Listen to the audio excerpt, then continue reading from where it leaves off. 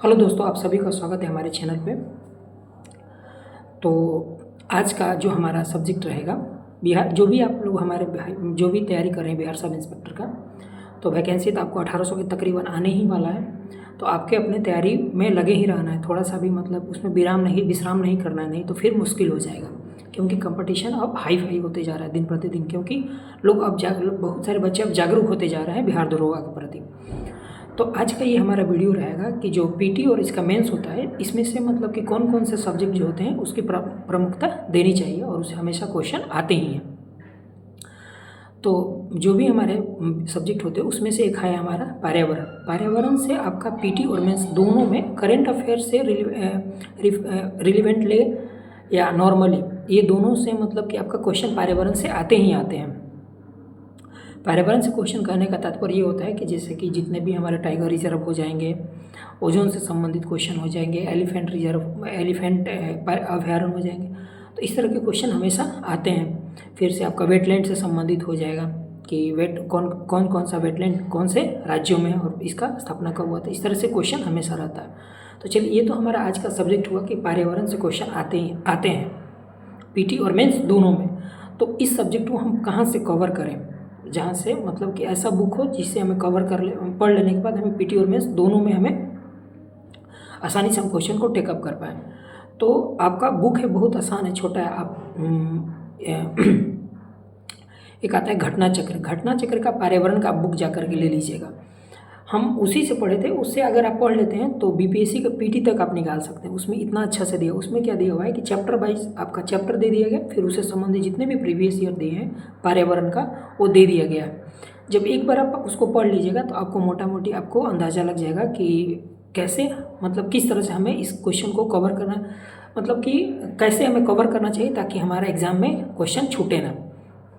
उसमें लाइन में भारत का मैप बना करके डॉट डॉट डॉट करके दे दिया गया कि यह अभ्यारण्य यहाँ पर है, बाघ अभ्यारण्य का कब शुरू किया गया था, एलिफेंट वाला कब शुरू किया गया था, क्योटो प्रोटोकॉल से आप क्या समझते हैं। इस तरह से ऐसे जो तमाम महत्वपूर्ण पॉइंट्स होते हैं पर्यावरण से संबंधित, वो सारा उस बुक में, बहुत ज़्यादा मोटा भी नहीं है। आप तकरीबन अगर आप अच्छे से पढ़िएगा तो 15 दिनों में आराम से ख़त्म हो जाएगा। 15 दिन तो बहुत ज़्यादा ही है। और इस बुक से घटना चक्र का जो पर्यावरण का बुक है, इस बुक से आपको पीटी और मेंस दोनों में मदद मिलेगा।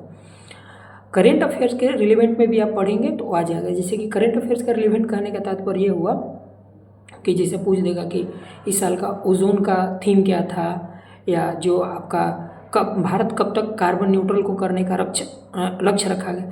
तो ये इस तरह की चीज़ें उसमें डीपली दी हुई है। जैसे ही आप करंट अफेयर्स किसी मैगजीन के माध्यम से पढ़िएगा तो वो दोनों चीज़ कनेक्टेड हो जाएगा। तो इसीलिए हम कहना चाह रहे हैं, यही बात कहना चाह रहे हैं कि आपका करेंट्स और नॉर्मल जो जीके होते हैं वो दोनों आपका कवर हो जाएगा।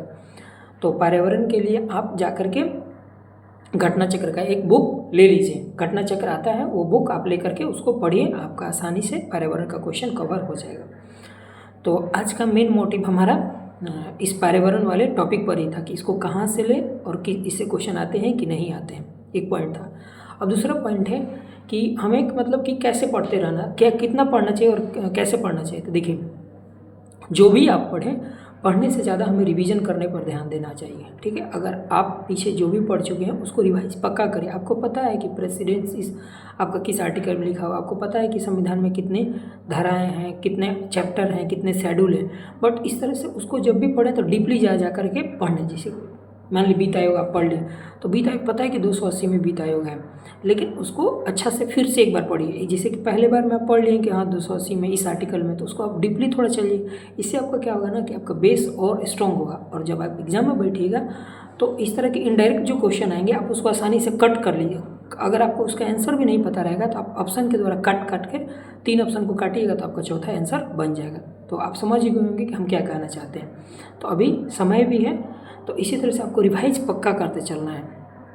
डेली आपको 1 आवर प्लस आपको रिवीजन पर देना ही देना है। नए सब्जेक्ट नए चैप्टर पढ़ें और रिवीजन पर पक्का 100% ध्यान देना ही देना है। तो अब हमारा नेक्स्ट जो वीडियो रहेगा वो सेट से संबंधित रहेगा कि सेट कैसे बनाएं, और मतलब कि सेट बनाने से क्या फ़ायदे होंगे और अभी बनाना चाहिए कि नहीं बनाना चाहिए। तो चलिए, अगर आप दरोगा के प्रति जागरूक हैं, लेना चाहते हैं 2 स्टार, तो जाइए आप बुक एक ले लीजिए घटना चक्र का, पर्यावरण का। आज के लिए इतना ही, मिलते हैं अगले वीडियो में, तब तक के लिए जय हिंद।